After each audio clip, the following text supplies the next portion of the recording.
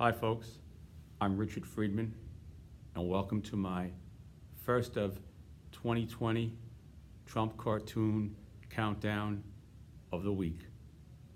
Glad to see you folks. Hope you had a happy New Year celebration, New Year's Eve, and wishing you the best for 2020. And today, January 2nd, 2020, and let's have a go at it. Each week I do the countdown based upon impressions on Twitter of my cartoons. Counting down today, we have 6 cartoons, starting off with number 6, leading up to number 1. So let's have a go at number 6. Here is number 6 on Twitter impressions. Here we go. I'm going to introduce you to the characters here. Okay, so first, here's President Trump at his desk. There's Lindsey Graham, and there's Mitch McConnell. He is the Senate Majority Leader, okay? And there's Senator Lindsey Graham. I nicknamed Senator McConnell, gave him the nickname Sing Along with Mitch. If you remember that show from many years ago, Sing Along with Mitch, where a guy with a beard used to sing along. Well, I just gave Mitch the nickname Sing Along Mitch. So anyway, here we go. So basically, here goes the cartoon. Introduction. Given Trump in June of 2016 railed against the presiding judge over the Trump University lawsuit for treating him unfairly. He got very angry at the judge for treating him unfairly because of his Mexican heritage. Here now, Republican Senators Lindsey Graham and Mitch McConnell possibly advising the president not to attack presiding Chief Justice John Roberts during his impeachment trial in the Senate coming up. This is coming up in the near future for 2020, and we don't know when, but it's coming up. So here we go again. Here we have the scenario here. Okay, there they are. There's a little George Washington there. Picture of him on the wall. Yeah, not looking too happy with the situation. Perhaps not. So I try to make it as a realistic scenario as I could get at. So here we go. Here's number 1. And here is President Trump speaking to them as they enter the Oval Office. Lindsey, Mitch, I see the tears in your eyes, but I am an expert on impeachment law. I know the articles of impeachment better than anyone. If Roberts starts behaving like an Obama judge, I will just tell him that. You're an Obama judge. Get out of my way.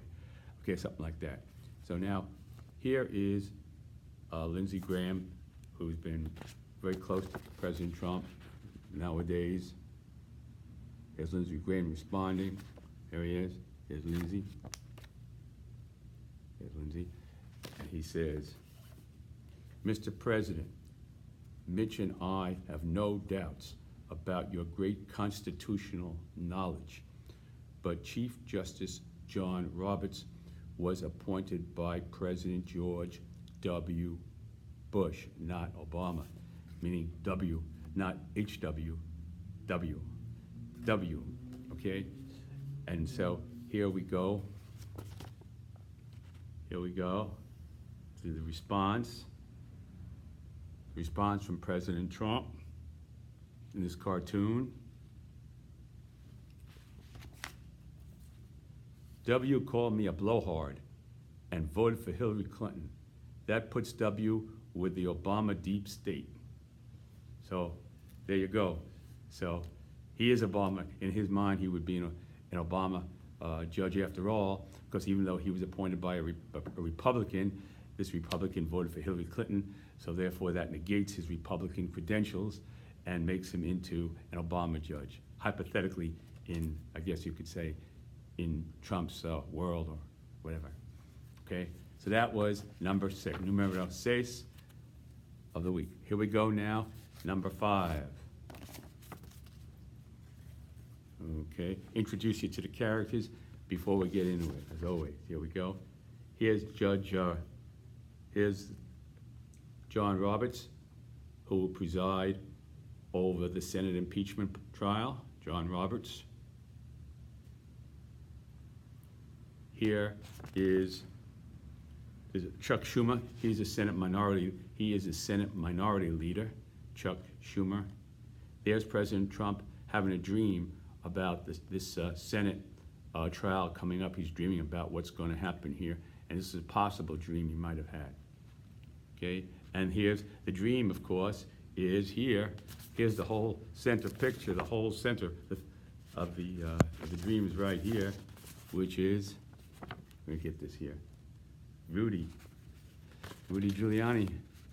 A dream about Rudy Giuliani testifying at the Senate trial.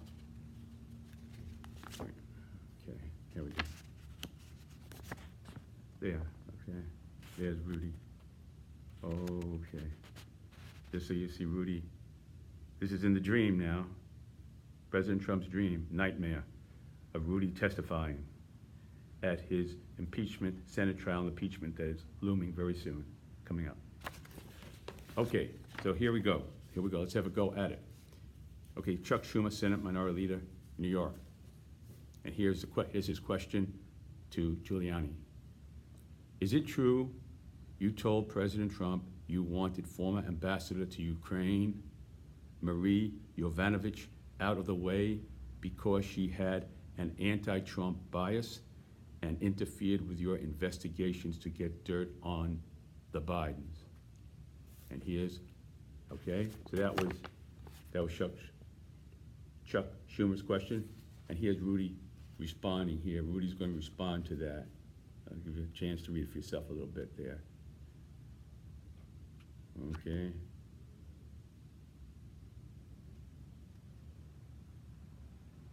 Okay, I'll read it now. Okay. I didn't need her out of the way. I forced her out because she was corrupt, and she had the support of the deep state, who wants our president out of the way. So that was President Trump's dream. You see, and he dreams all about this scenario.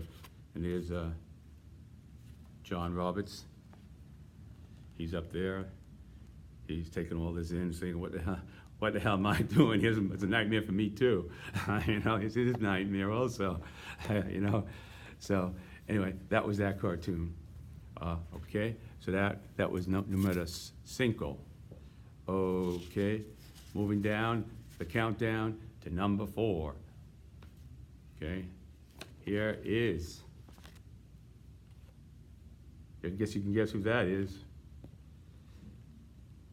Sing along, Mitch McConnell. Okay, and then we have here President Trump. Okay, it looks like he's in some sort of a cage being hooked up by the Capitol. So we'll get to the scenario of how that happened in this cartoon right now. Let's have a go at it. Senator, Majority Leader Mitch McConnell blasts Trump impeachment effort by House as, quote, most unfair, most rushed, least thorough in modern history. An excerpt where McConnell declares that for 230 years, impeachment has revolved historically around clear, recognizable violations of the law, even though the Constitution does not say that articles of impeachment can only be brought if, indeed, there is a violation of the law.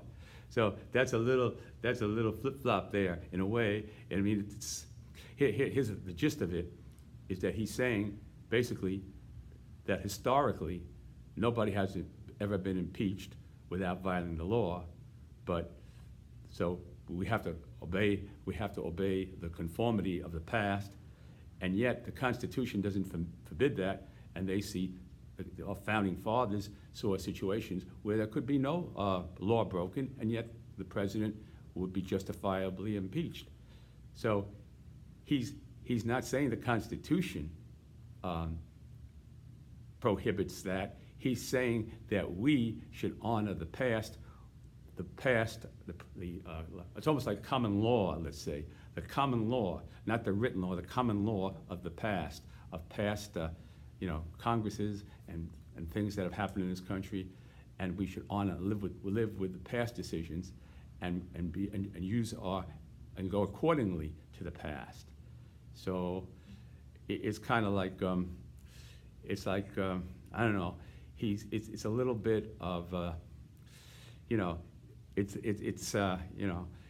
it's just a little bit of double talk, but that's why I wanted to explain that, because that could get lost in somebody just, eating a sandwich and drinking a Coke and listen to that. Oh, I guess the Constitution says you can't impeach the president. But no, that's not what the Constitution says. So I just wanted to make sure that nobody gets sidetracked by that statement and understand just what it means, okay? So that was December 19th, 2019. And here goes Mitch, all right? So here's Mitch now with that finger. Here he goes. You see, there he goes, Mitch, and here he goes. History matters and precedent matters. To do otherwise would put the president in a position of serving Congress and not the people. It would make the president a creature of Congress. He'd be like a creature in a cage, here's dangling like a canary in a cartoon, circling the cage. He'd be a canary. So in a cage. So what I did was taking on a creature, in his analogy of a creature of Congress. I put Trump here. What would happen, kind of saying here. You see? Let's see if we get this. All right. There's Trump. There's President Trump. Basically, in a cage, and he's a creature of Congress. There he is a creature of Congress, where Congress is holding him up in the cage and kind of like taking him where it wants, restricting him by the wires of the cage, and Congress is controlling the cage. It's kind of like, see? So that would be President Trump as the creature in the cage of Congress. You see? So he's basically saying, Mitch is saying, well, the president is going to be reluctant now to do things for this country if he feels that any future president, let's say a future president, would feel reluctant to do things that might not look too good on the surface, but might be good for the country. And he'd be handcuffed. See? So not only do we have to live by the past, we have to live by future presidents who might be correct. And sometimes that happens when a president is on the right track and the people on the wrong track. A classic example is that with FDR, right before World War II, and FDR really felt that this country was going to have to fight a war with Germany, no matter what, with the Nazis. No, it was inevitable. But a lot of people, they were separatists. They were isolationists, and they didn't want any involvement in that. So if not for the Japanese bombing Pearl Harbor, we might not have, I don't know what would have happened there. But I'm just saying to you is that it's not always the majority that's correct. But the thing here is that even though the idea that would happen in the future, so we have to be guided by the past and by the future of another FDR coming along. You see? So we have to, now we're putting ourselves in chains of the past and in chains of the future. The future doesn't exist. A future FDR in the White House does not exist. The prospect of that happening does not exist at this point. I'm not going to go into anything else. I think I said enough about that, folks. So here you go. Here we are. That was it. A chain, Trump as a canary under Congress, and that's what Mitch was worried about. Like another FDR coming along, and he has great ideas, and everybody said no, and they'll blow that. So and in the past, so there we go. That's enough of that. So there we go. That was that one. Now here we go with this is number 4. So here we have again. We have Lindsey Graham, Lindsay, dressed up in the 1920s outfit there, you know, like the Untouchables. You know, and they're untouched by truth. They're the Untouchables, untouched by truth. You see? And here is Mitch, untouchable Mitch McConnell, and untouchable Lindsey Graham, like they're going after bootleggers in the 1920s during Prohibition. You see, that was how this cartoon was in that scenario. So let's have a go at it. Okay, here, Lindsey Graham on Twitter attacking Nancy Pelosi for withholding articles of impeachment. Now, from the Senate. Now, Nancy Pelosi and the Democrats are kind of famous as like a kangaroo court, where Mitch McConnell says it's a done deal. We're not going to even think about impeaching the president. We're just going to go in there and just kind of like take off. You know, everybody, you know, before the new year, Happy New Year, goodbye. Or after, or we come back. Let's say, well, let's just have another goodbye from this, because there's no evidence. We help with he's blaming it on the House, failed to bring forth the evidence because it was blocked in part by the president and the people who didn't want to testify, even if in fear, basically, of the ramification of what would occur, probably, or whatever, or loyalty to the president, which is another thing. But you have to avert the loyal to the president versus loyalty to the country. I mean, that's where it's kind of, the line is blurred there in this reality that we're in now with the Republicans. So anyway, so here we go. So anyway, I kind of got sidetracked. So let me start again here, okay, on this introduction to the cartoon. There's an old car I drew, like in the 1920s. They would be driving, you see? Okay, now, Lindsey Graham on Twitter attacking Nancy Pelosi for withholding articles of impeachment from the Senate. If she refuses, Senate Republicans should take matters into our own hands, sounding like a raid on the House, like the whiskey raids in the 1920s during Prohibition. The Untouchables seized warehouses full of alcoholic beverages. People my age remember those shows, The Untouchables, where they used to go in and they'd fire those machine guns, and you'd see the whiskey barrels popping out, and all the whiskey would be going all over the place. And they dropped the trucks, and all the whiskey coming out of the barrels. I mean, that was really something. Elliot Ness and The Untouchables, you see, untouchable. They were untouchable they couldn't be bribed. That was the whole thing about they being called The Untouchables, because in those days the bootleggers and the people who were selling during Prohibition, when these drinks were illegal, they were making it and moonshining and doing all kinds of things and selling at speakeasy. You had speakeasies with these clubs. They were like with three flights down in you know, under a building somewhere, and they have all these parties, and then you have the raids coming in, and you know, and then so basically these bootleggers were catering to a demand of people, you know, who wanted these booze, you know. So anyway, they probably catered a few bar mitzvahs too, you know, confirmations, whatever. I don't know about that or whatever. But anyway, just a joke there, you know.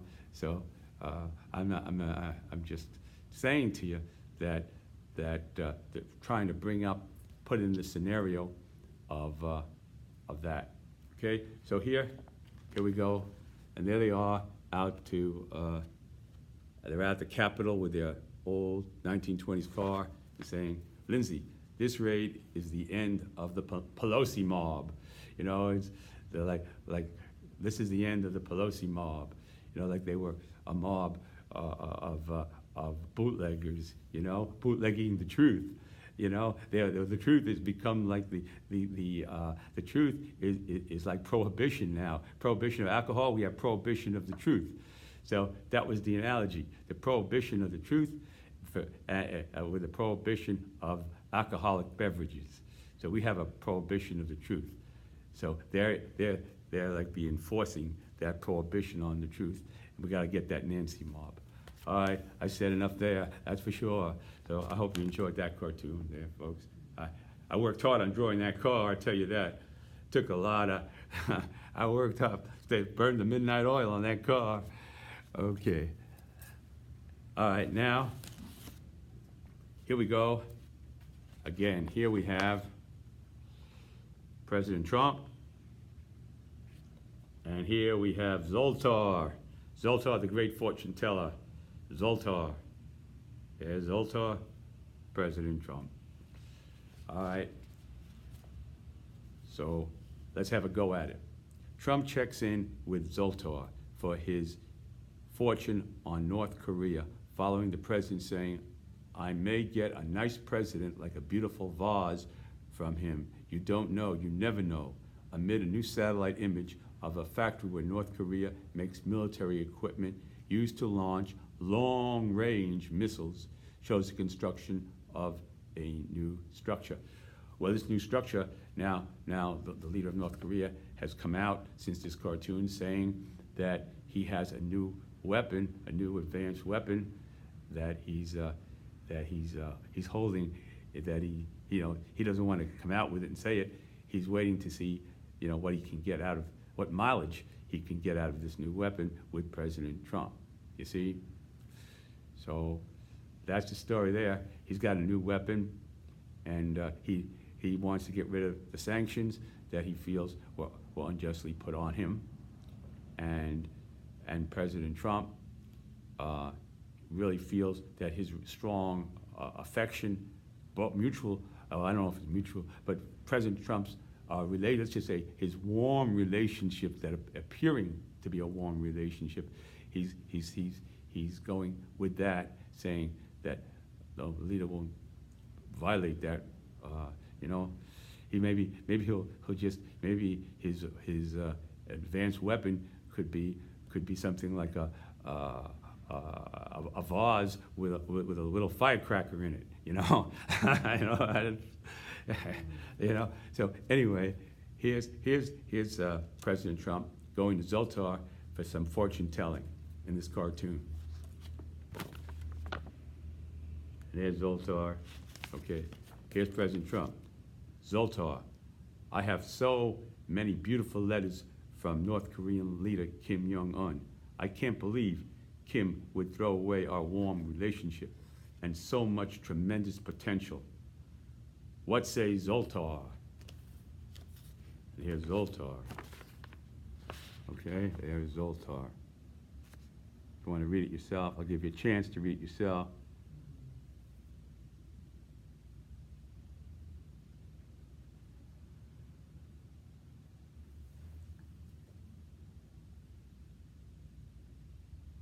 Okay. Zoltar says, Mr. President, Zoltar agreed. You never know. So why pay more for what you don't need? Check out Liberty Mutual Home Insurance on Trump Tower, New York penthouse. In other words, Zoltar is saying, if Kim drops a nuclear bomb in New York, you're not going to get, nobody's going to be around to give you any money on your insurance. So you might as well not pay too much and get as better a deal as you can get. Since you need insurance you still need insurance. I'm sure, because the condominium might require that in New York, the board there. So you need insurance on having a condominium for sure. Especially up there in the penthouse, top way up there. So the idea here is, if a nuke bomb went off, was dropped by one of those, secret weapons in a missile that Kim Jong-un says he has the capability of delivering with these long-range missile factories. Well, you won't be collecting on any insurance, so you might as well just save. Why pay more for what you don't need? You don't need it. You don't need to spend a lot of money, so we'll give you a better deal while you're waiting around. So that was President Trump with there we go, with Zoltar. Yeah. All right, enough said about that one. Hope you enjoyed that, folks. Now, here we go. This is numero uno, number one. It's a little long here in the introduction. You see, I always try to give you an introduction to cartoons. A lot of people, they just throw it at you. But I try to give you an understanding of not of my opinion, but of what's happening, and then let you form your own opinion.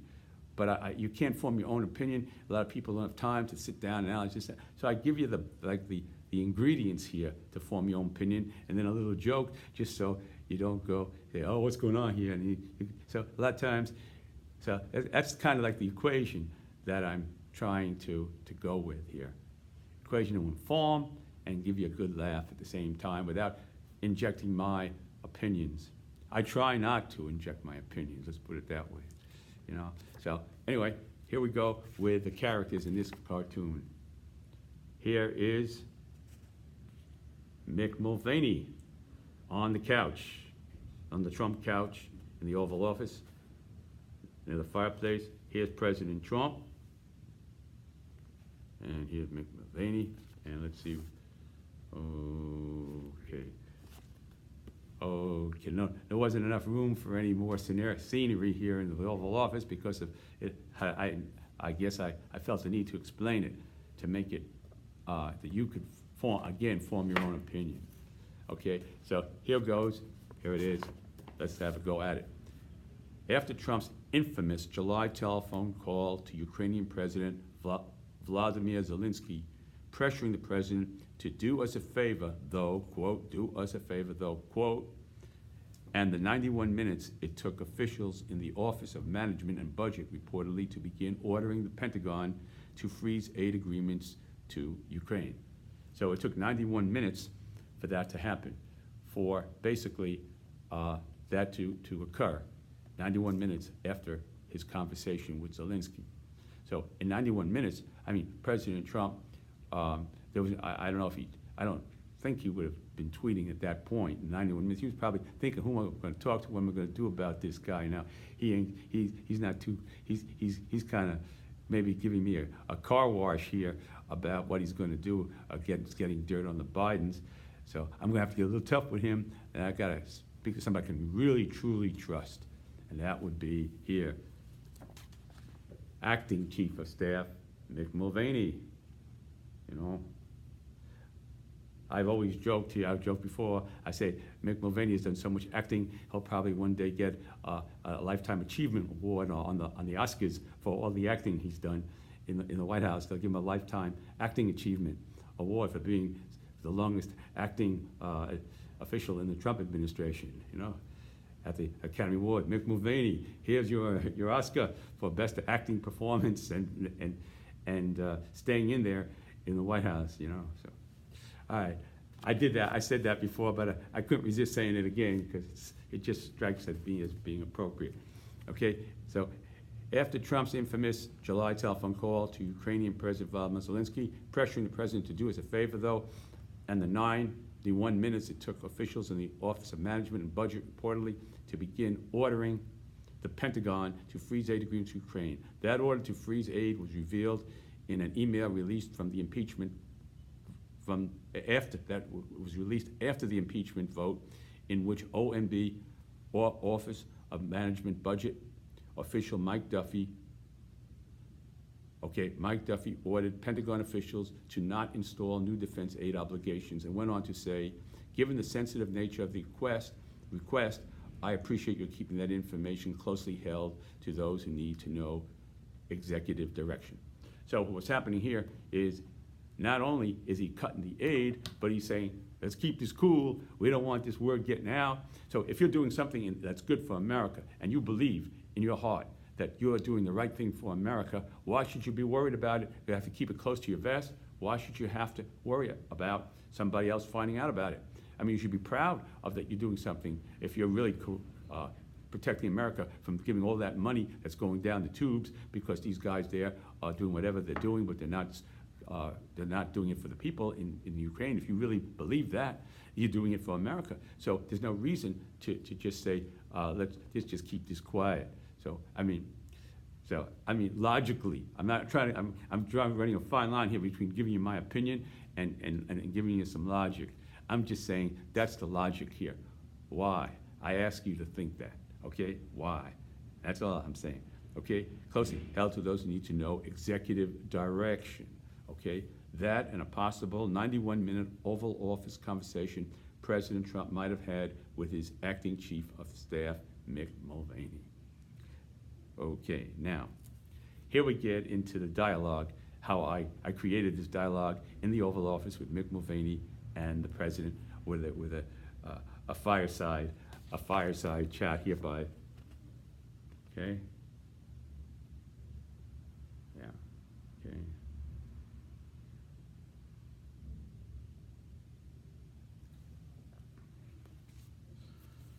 Okay, what's up, Mr. President? That's Mick Mulvaney. And President Trump, Mick, here he is. Mick, I just had a call with Zelensky, and my fantastic instincts tell me that the president is not going to announce an investigation into Biden. Everything is yes, yes, and he won't do SHIT. What do you think? Okay? All right. So now, here's Mick Mulvaney coming back at giving his advice as acting White House Chief of Staff, and very close with the president, and very supportive of the president, saying, Mr. President, I think we should make Zelensky shit in his pants. Let's launch a corruption probe on his government. Okay? Now, here's President Trump responding to that. He's saying, here he is, he's saying, fantastic, Mick. I'll just expand my 2016 campaign promise to drain the swamp of corruption in Washington, D.C. to include the world. So now he's putting a blanket of anti-corruption around the whole world, that he's going to be the world anti-corruptor. You know, just like, well, I don't want to sidetrack. I think I've said enough. So I try again to make you think and give you the facts. I don't want to communicate my opinions. See, so there we are. Okay, well, that concludes the countdown. This was number one, the best as far as popularity. It appears from impressions. Impressions are impressions, so you don't really know for sure, but it's a parameter, the only parameter I really have to gauge and put this into and quantify the cartoons every week by the impressions on Twitter. And that's a good it's the best quantifier I have, and I like to do that to give you, a rundown. So I hope you enjoyed that this week. I wish you again a best of 2020, and I just want to tell you that about my third book will be coming out in a couple of weeks, edition 2, and I have a URL, a website that you can purchase my books from, and it's Richard's Books of politicalcartoons.com. There's no apostrophe on the S, there's no punctuation, it's just RICHARDS. And it's all, no spaces, Richard's Books of politicalcartoons.com. And you could also go to my Twitter page, and it's there as well, the link to Amazon. And that link is also, again, on my URL. So I just want to real quickly now, because I don't like people doing this. When I'm watching something, they go, here's this, here's the last. So I'm just going to give you, this is the book. There it is. And just, you see, I have it here. Just to give you an idea, this was the first book, and it covered the Democrat and Republican candidates. So I have a lot of jokes on Bernie Sanders, Hillary Clinton as well.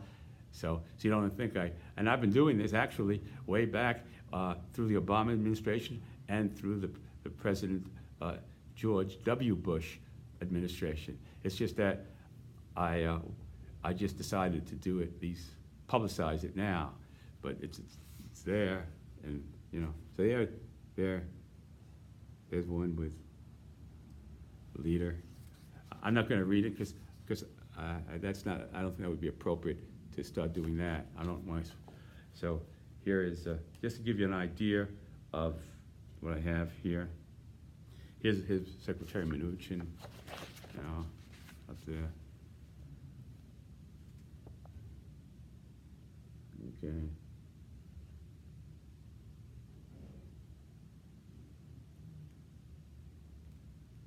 So it is UN. So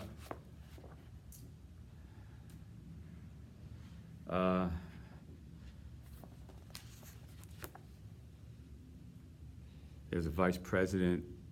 There's Ronald Reagan.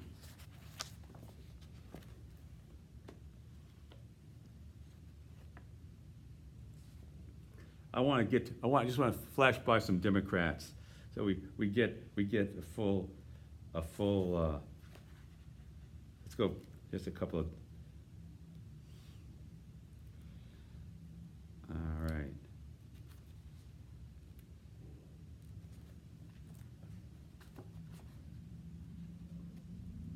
All right. Well, here's the Iranians working on their nuclear laboratory. Okay. Let's see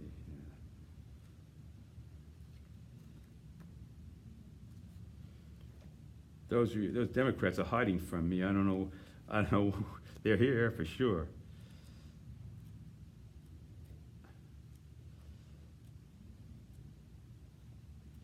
Here's Mr. Truth, like Walter Cronkite. I did one on Walter Cronkite, trying to interview Trump. Have Walter Cronkite interviewing Trump. That's a good one. You'll enjoy. You would enjoy that.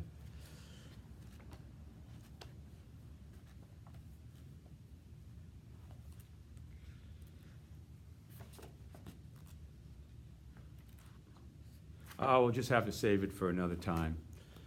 Just have to save that. So this is the second book I did. This is all on the Trump presidency, all the incidents that happened in the first half of 2019 up to late December, and where my second edition is coming out in January.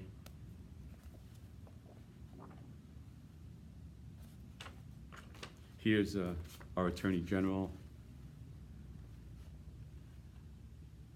All right. Here's our Attorney General flying a plane. He's crashing. He said something. The plane was about to crash. He said something. He made a statement about that. So, yeah, I gotta raise this up here. There he is. Into the Capitol. His plane's about to crash. You know, bring down the plane. Remember that? Bring down the plane. I want to land the plane gently. That's what he said. He's going to land the plane gently. As I took off on that remark, that he's going to land the plane gently. So, anyway, you get the gist of it. What I've tried to do. And do my cartoons, I also try to make them realistic and bring in at time whenever I could to bring in the Oval Office as the way it appears, the ghost of Nixon here. I've tried to make them, authentic and real. Oh well, okay, folks. Those of you who stood in, who really hung in there for this cartoon, I want to thank you very much. And I'll see you again. I want to wish you, again, a happy 2020. And you people just keep on listening and enjoying my cartoons. And I wish you all the best. And the important thing is that you just hang in there and make decisions based upon your own decisions and not on anybody else's. And think things through. And I want to look forward to seeing you. Until the next countdown, folks, you have a great week and take care.